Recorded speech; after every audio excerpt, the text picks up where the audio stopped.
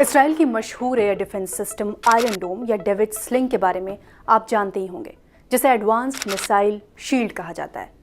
जंग की स्थिति में किसी भी देश की वायु रक्षा प्रणाली का बहुत महत्व होता है। रक्षा प्रणाली में मिसाइल रोधी प्रणालियों के साथ साथ रडार और अन्य उपकरण भी शामिल हैं, जो हमलावर विमानों का पता लगाते हैं और उन पर नजर भी रखते हैं। भारत ने एक दिन पहले ऑपरेशन सिंदूर के तहत पाकिस्तान और पाकिस्तान प्रशासित कश्मीर में कई स्थानों पर हमले किए। भारत का कहना है कि उसका निशाना आतंकवादी ठिकाने थे।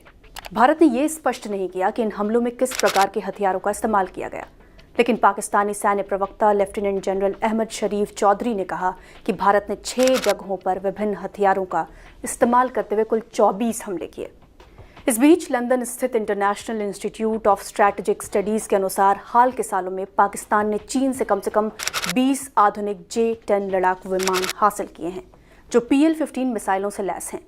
जहां तक एयर डिफेंस का सवाल है, 2019 के बाद भारत ने रूसी S-400 anti aircraft missile system हासिल कर लिया, जबकि पाकिस्तान को चीन से HQ-9 एयर डिफेंस सिस्टम हासिल हुआ।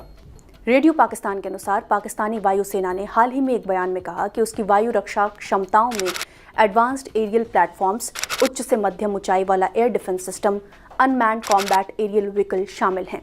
इनके अलावा उसके पास स्पेस, साइबर और इलेक्ट्रॉनिक वॉरफेयर के साथ साथ आर्टिफिशियल इंटेलिजेंस संचालित सिस्टम्स भी हैं।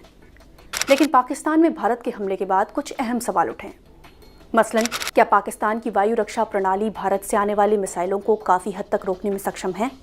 और पाकिस्तान भारत से आई मिसाइलों को हवा में ही नष्ट करने में क्यों असमर्थ रहा? क्या पाकिस्तान का air defence system missile intercept कर सकता है? पाकिस्तानी वायुसेना के पूर्व वाइस एयर मार्शल इकरामुल्लाह भट्टी ने BBC उर्दू से बातचीत में कहा कि पाकिस्तान के एयर डिफेंस सिस्टम में कम दूरी, मध्यम दूरी और लंबी दूरी की सतह से सतह पर मार करने वाली क्रूज और बैलिस्टिक मिसाइलों को रोकने की क्षमता है। उन्होंने कहा कि पाकिस्तान ने अपने डिफेंस सिस्टम में कई मिसाइल सिस्टम्स को शामिल किया है, जिनमें चीन निर्मित HQ-16 FE डिफेंस सिस्टम भी शामिल हैं, जो पाकिस्तान को आधुनिक रक्षा मिसाइल प्रणाली की क्षमता प्रदान करते हैं और सतह से सतह पर मार करने वाली मिसाइलों, क्रूज मिसाइलों और युद्धपोतों के खिलाफ प्रभावी हैं। हालांकि जब हवा से ज़मीन पर मार करने वाली मिसाइलों को रोकने की बात आती है, तो ऐसी कोई रक्षा प्रणाली मौजूद नहीं है। पूर्व एयर कोमोडोर आदिल सुल्तान ने BBC को बताया कि दुनिया में अभी तक ऐसी कोई रक्षा प्रणाली ही नहीं बनी जो फुल प्रूफ सुरक्षा मुहैया कराती हो, खासकर ऐसे हालात में जब पाकिस्तान और भारत जैसे देश, जिनकी सीमाएं आपस में मिलती हैं और कुछ जगहों पर ये दूरी कुछ मीटर की है। उन्होंने बताया कि वहां हवा से ज़मीन पर मार करने वाले मिसाइल हमलों को 100% रोकना असंभव है। उन्होंने कहा कि हालांकि ये आधुनिक रक्षा प्रणालियां बहुत कारगर हैं, लेकिन 2500 किलोमीटर से अधिक लंबी पूर्वी सीमा पर ऐसा डिफेंस सिस्टम स्थापित करना संभव नहीं है, जिससे ये 100% संभव हो पाए कि कोई मिसाइल यहाँ प्रवेश ही न कर सके। इकरामुल्लाह भट्टी ने कहा कि भारत ने ये मिसाइलें शायद हवा से ज़मीन पर दागी होंगी, और अगर हवा से ज़मीन पर मार करने वाले मिसाइलों की बात करें तो वो आजकल बहुत आधुनिक हो गई हैं।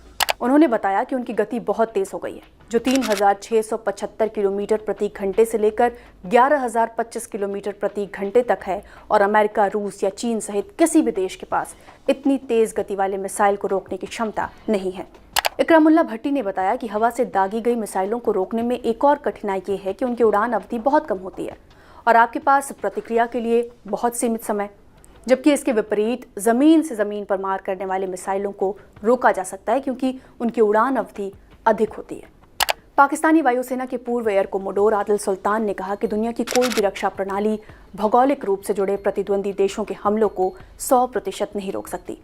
हालांकि उन्होंने कहा कि इससे नुकसान कम हो सकता है। आदिल सुल्तान ने बताया कि ऐसे डिफेंस सिस्टम में बचाव के लिए ये भी महत्वपूर्ण है कि हमला है कैसा। अगर हवा से ज़मीन पर मार करने वाली मिसाइलें एक ही समय पर अलग अलग दिशाओं से दागी जाती हैं, तो उन्हें रडार पर पहचानना और तुरंत जवाब देना थोड़ा कठिन होता है।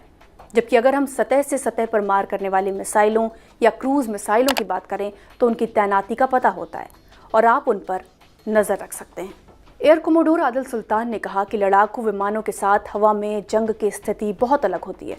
उन्होंने बताया कि ज़मीन से हवा या ज़मीन से ज़मीन पर मार करने वाली रक्षा प्रणाली में आपको इन मिसाइलों की क्षमताएं, संभावित प्रक्षेपण स्थान और संभावित रास्ते के बारे में पता होता है, लेकिन हवाई युद्ध में हम नहीं जानते कि कहां से क्या दागा जा सकता है और आपको अपने आप को सभी तरफ से बचाना होगा।